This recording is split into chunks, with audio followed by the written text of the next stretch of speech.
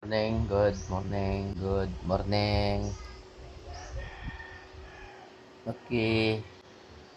So, ongoing pa rin yung ating 1 kilowatt. So, dito tayo sa ating tubo na ang canopy ay yung solar panel. Lagyan natin ng ulambo. Okay, para iwas mga bubuyog, mga insekto, kulisa. So, parang staging area na rin ito.